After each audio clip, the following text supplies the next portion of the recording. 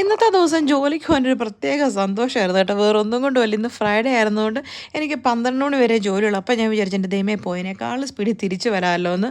അത് തന്നെയല്ല ഇനിയിപ്പോൾ ഒരു ലോങ് വീക്കെൻഡ് വരുവാണ്, പബ്ലിക് ഹോളിഡേ വരുവാണ്. അങ്ങനെ മൊത്തത്തോടെ ഇനി ഒരു 4-5 ദിവസം അവധിയാണല്ലോ എന്ന് ഓർത്തപ്പോൾ തന്നെ ഒരു മനസ്സമാധാനം.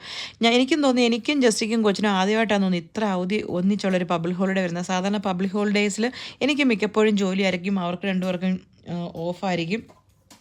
അങ്ങനെ ആദ്യമായിട്ട് പ്രതീക്ഷിക്കാതെ ഞങ്ങൾക്ക് എല്ലാവർക്കും അവധി വന്നൊരു സന്തോഷം ഒരു സൈഡിലുണ്ട് കേട്ടോ. പക്ഷേ ഇന്നലെ കുവൈറ്റിലെ നമ്മുടെ പ്രവാസി സഹോദരങ്ങളുടെ എന്താ പറയുന്നത് ആ ഒരു അപകടവും എല്ലാം കണ്ടിട്ട് ശരിക്കും പറഞ്ഞ ഒരു ഭയങ്കര മൂഡ് ഓഫ് ആയിരുന്നു. എനിക്കൊന്ന് ആദ്യമായിട്ടൊന്നൊരു ഈദിൻ്റെ അവധി നമ്മൾ പ്രവാസികളുടെ നെഞ്ചിൽ ഒരു തീയായിട്ട് ഇത്ര ഒരു അവധി വരുന്നത്.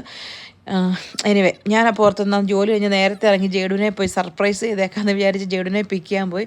ശരിക്കും പറഞ്ഞാൽ സർപ്രൈസ് ഒന്നും അവൻ്റെ മുഖത്ത് കണ്ടില്ല, അവനൊന്നും ഞെട്ടിയില്ല. ഇതൊക്കെ കണ്ട് ഞാൻ ഞെട്ടി. എനിവേ ഞാനും ജേഡുവിനെ വീട്ടിൽ ചെന്നാൽ മേരിയെ ഞെട്ടിച്ചേക്കാമെന്ന് വിചാരിച്ചു.